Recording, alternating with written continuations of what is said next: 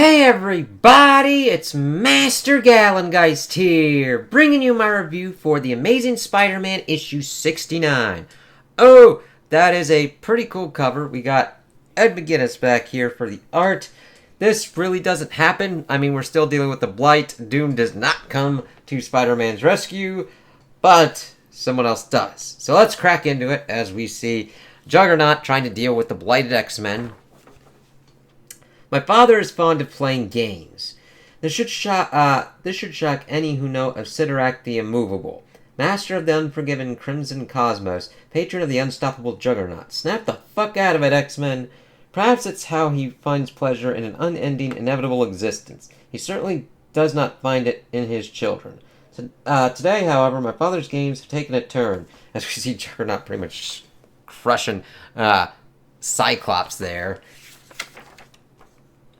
And the denizens of Earth shall be the first victims of his folly. Broken toys, all of them. Forsaken by a god, left to wither and rot to the core of their souls by an insatiable blight. And we see it over the Earth, and that's a crazy-ass two-pager right there. Just like, holy fucking shit, as it's trying to grab Earth. My father's foolish game ends in loss. Inevitable. You are a fickle one, sister. You feign to care about nothing, yet you come to the aid of this miserable human. You hate father, but when I finally rebuke him, you take up arms against me. I have broken Sidorak's ill-conceived covenant, freed you, yet your eyes carry only contempt, as we see Sierra and Calyx there. Spidey looks really kind of weird here. I'm like, what the fuck is going on with, like, near his, like, waist? It's like, holy fucking shit. It's just this kind of, like, it's like, that's just weird to me. I don't know whether to kill you or marry you. This has gone too far, Calyx. The Blight was never meant to find this realm. The Blight is power we were denied, so that we could remain cowed in his shadow. He was afraid of what I could do with this. No more. I'll speak to father directly, and with extreme vigor. You have until I kill him to join me. After that, I cannot vouch for your safety. He is right about one thing. I am fickle, unknown even to myself. Not to be rude, it's like, as he goes off to pretty much deal with, Sidorak. But it's a little late to discover your capacity to care about people, Sierra, scion of Sidorak. Late for Spider-Man, at least. So if you'll excuse me, I have to get to work. Thanks to your brother, I'm about to be very, very busy. Honored Avatar of Death, I know that you must carry on with your grim work, but this is all wrong. Do you see me now, father? Sidorak is the most powerful of the quintessence, which is like a group of, like, cosmos beings kind of thing. I had to look that up. I was like, whoa. Even if Strange speaks true and Sidorak did not know of the Blight, my father yields to no one and no thing. Why does he not fight back against my brother? Is that what you're really asking, Sierra, or is something else bothering you? And this is a kind of cool one, as we see it kind of delving. We see a giant kind of thing of Calyx going after Sidorak, and then the two things of Sidorak's face split like that, and seeing his killed children like that. It's like, damn. And then we split back to Earth. Go. Were we dead? If we were, I wouldn't be terrified, Randy. Peter was coming down here, Shay. I don't know where he is, May. I'm sorry. We have to focus on.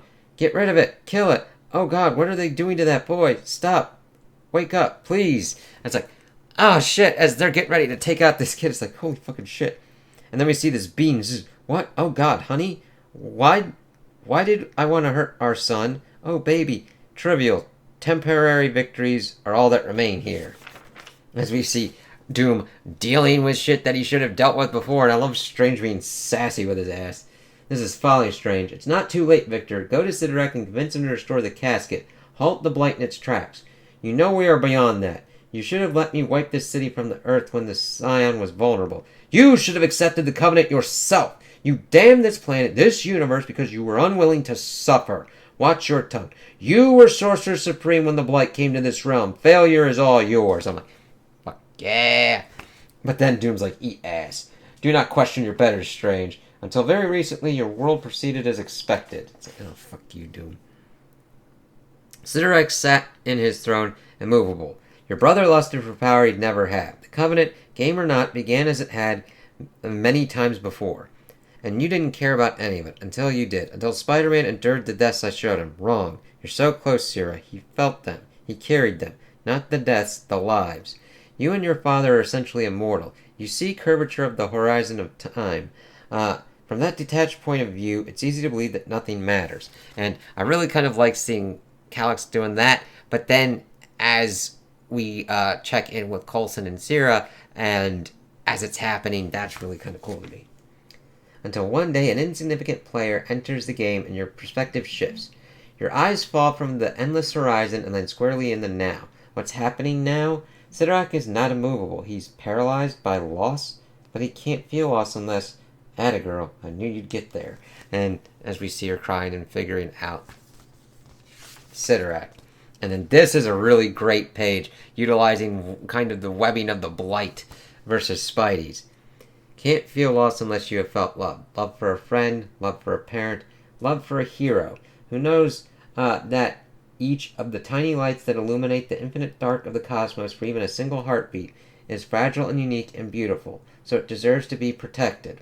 That's what your father is feeling, what you are feeling, Sierra. Love for life is the only meaning that can be found in a meaningless universe. The weight of it is unbearable to some, to others, to him. Spider-Man's dead, Sierra. Life, and the care for it, is a job for the living. Life. And we just see it kind of going through and checking in with the X-Men, May, Strange, seeing the Blight, reaching closer towards Earth. And it's just like, oh shit. I would strike a bargain. Death can't bargain, but it can be staved off. With reeds, with magic, with a trade. The power and immortality of a scion of Sidorak, to restore one indomitable human spirit. Strange's use of the reeds was unorthodox, but there was precedent for the pact with Ragador. It was basically a giant fuck you from one god to another. I love that. I'm like, yep, eat ass, bitch. But this, can you do it? Can you? This is not a simple trade, it's a sacrifice. And that is creepy as shit with Coulson's eyes there. Motherfucker. And she looks to Sidorak, seeing what Calyx is doing, and she's got a choice. The game has changed. Things have to be done. Do it. If it can be done, Reaper, before the last daughter of Sidorak is made a coward. Okay, this might sting, as we see him doing his shit in his essential Death Note clipboard thing with his skull eyes. And then this is crazy as we see it going with Sierra to Spidey. Now, I wasn't really expecting it going this kind of way, but it's kind of a cool character development for Sierra. I actually am enjoying her character, and it'll be interesting to see what they kind of do with her going forward. Name, Peter Benjamin Parker. Cause of life, the willing transfer of crimson essence from Sierra, offspring of the god Sidorak, to subject mortal form. Immortality traded for the remaining days of one mortal life. The universe screams, this is not the order of things. Generally, the universe would be right, but I'm new to the job. Surely I'm allowed a mistake in the name of love. Not Sierra's for Peter, not mine for him either, but Spider-Man's love for us, all of us. Yeah, that's Spider-Man. It's what the whole great power and great responsibility kind of comes down to. And I really kind of like that and how they're kind of dealing with that. Sierra, what happened? What did you do? I learned to care. And seeing her kind of eyes and everything, and seeing Peter coming back because of you. I don't know what to say. Thank you doesn't seem big enough. I understand that. It isn't, so don't say anything. Instead, simply become what you must to defend that which you love so dearly against my family's folly. Welcome to the new age, Father. An age of change, of rot. Become a weapon. Shed the role of pawn. Of Calyx, the conqueror of Sidorak, become strength incarnate. And I like this, that we see him gaining power here. We see Calyx being a fucking dick. And we see Pete running, and we're just like, alright. See me become, see me and die, unstoppable. As we see everything kind of going on, him continuing to hit and hurt Sidorak, and then Spidey coming on. What? Become a juggernaut, as we see, of course, Spider-Naut. And that is fucking kind of cool. That's really cool.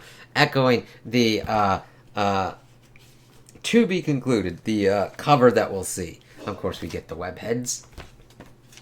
And we get a little bit of spiders and symbiote.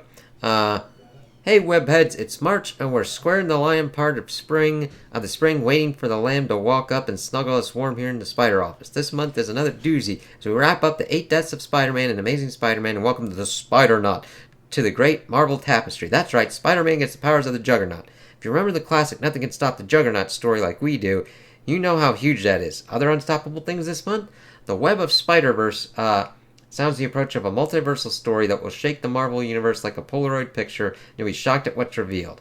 Add to that the Elementary Saga and the Spectacular Spider-Man, and your Spider-Month is packed. Other than that, can I say how excited I am for the Disney Plus Daredevil Born Again show? I am pumped up. Keep whipping. Nick Lowell, Spider Editor. This month's host, named Paolo Villanelli, title artist, works on Spider-Gwen the Ghost Spider. What is your in-real-life spider hero? That's easy.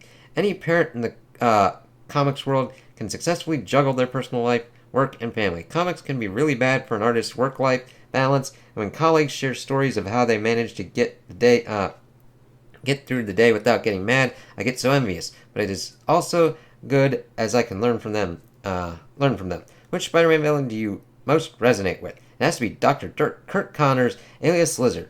We all try to do our best and sometimes end up screwing up royally, so let's cut the poor doctor some slack. Very interesting, and I pretty much feel that way for Connors as well. If you give your younger self one piece of advice, what would it be? Patience and practice are the key. Gamma Corner.